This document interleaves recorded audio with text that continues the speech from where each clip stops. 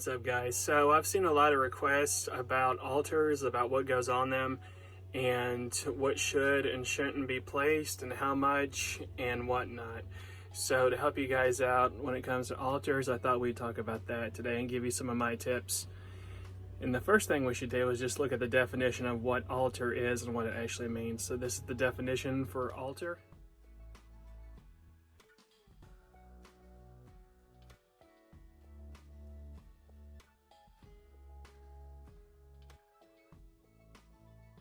So basically, it's a flat space that we use to make offerings to gods. That's a very easy way to put altar. So let me tell you, I thought I would start off with my first altar.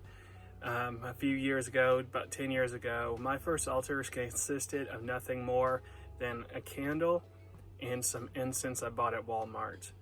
And so we're going to talk about basic altars, and there's so much that goes into this. You got basic altars, you got quick altars that are just for rituals and prayers, and then you take them back down. You got permanent altars, you have indoor altars, you have, if you want to do an altar outside. So altars, when it comes to that, or shrines, which is basically the same thing, there's so much that goes into it. So again, I'm going to try to help you guys out. And like I said, my first altar was a candle and some Walmart incense, because the intention is what matters. It's that you're trying to connect to the divine and thank the divine for X, Y, and Z that you want to.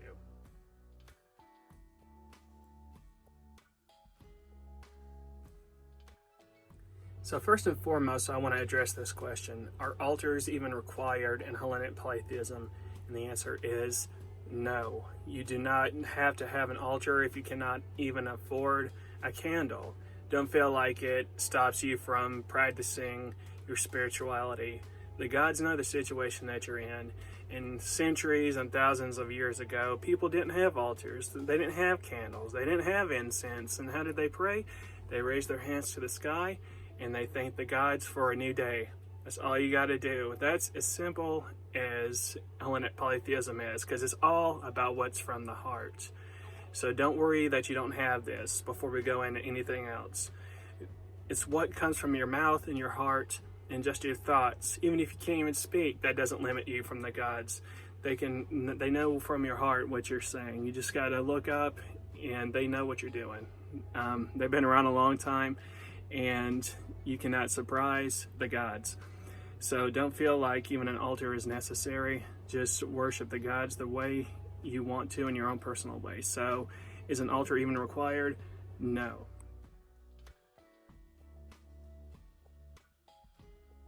So there are no really real lists of requirements of what goes on an altar, that you should have this or you should have that. If you want to start with the basics of what is usually traditional on modern altars, it is incense. And you can look at one of my videos. I did a video about what incense corresponds to what god if you want to be specific. But just know in general, for Hellenic Polytheism, most gods, most people use frankincense. But like I said, my first altar was a candle and incense, Walmart incense. I didn't really care what kind it was. It was, because I didn't know at the time. But the gods accepted my offering anyway, because it was, again, from the heart. So basics are incense and candles. If you want to go more elaborate, you can research what god you want to connect with and put objects that correlate to that specific god. Like if you want to form a connection with Poseidon, for example, you would you can look into seashells and things that are sea life, horses, stuff like that, that represent that god to you. Again, it's to help build, the basics of an altar is that whenever you're actually working or praying at the altar, it's objects that are offerings, but also connect you and get you in the right mindset to pray to that god. And don't feel like you have to buy the best of the best if you can't afford it. The gods don't want you to be broke to honor and worship them, because it puts you in the bad spot. So don't worry about that. So suggestions I would say is you can go to Goodwill and stores like that is a good place to find altar supplies. And if you're looking for deities and can't afford a statue, that's fine. You can go wherever you can find a printer and print pictures off, and that works just as good as statues if you would like to have an image of your deity on your altar. And the gods honor that just as well as the most expensive statues. So what I mean about permanent altars versus ritual altars is that permanent altars is when you have it out in the open and you leave it there 24/7. Ritual altar would be one that you would, it's a quick pull it out and put it together for ritual, and then you put it back in your drawer, either because you are not open with family or friends that may be living in your house, or you don't have the space or want to have a permanent altar. So neither is better than the other, but it is personal choice. What I like about permanent altars is that you'll also notice is that they grow over time. You can add little bits here and there. So since I touched on outdoor altars, I just wanted to mention that to sum it up.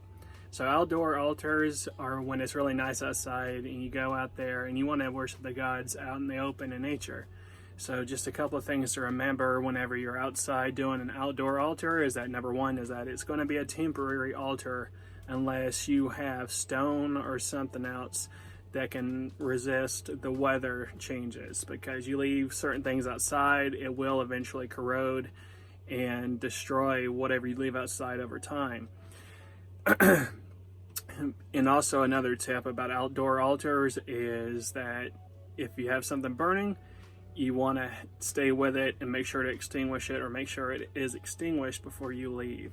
So just a touch on outdoor altars. Again, it is not a necessity. If you cannot go outside, that is absolutely fine. I just wanted to touch on that just a little bit since I mentioned it earlier. I may do another video about outdoor altars and more in depth in the future, but just to touch on that, it is a temporary altar.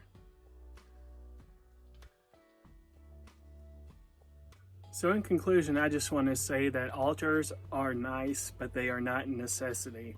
They don't have to be expensive or elaborate, and they can be something as small as a candle or nothing at all. Just pray, look up and thank the gods from your heart, and you will feel a deep connection with the gods. But like I said, you don't have to have beeswax candles. You don't have to have this and that cost $50. You can go to the dollar store, you can go to Walmart and buy the supplies you need, and it's just as good as the most expensive thing, because if you can afford it, it's nice, but if you can't, don't feel like I gotta have a grocery list that's gonna cost me $100. That's when I got into this kind of thing.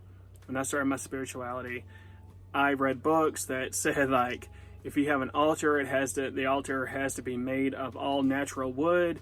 It cannot have any screws or metal in it. You got to have, one of those tables that are like pegs, they're carved out just right, so it has no wood, because you have to have all earth energy. You'll hear a lot of weird things, but it's not true, because in the end of the day, an altar is just a table. It's what you do with it that makes it special. So I hope you guys found this a little bit informative, and I hope it gave you some tips and ideas. And don't overthink it too much, guys. And I'll talk to you later. Bye.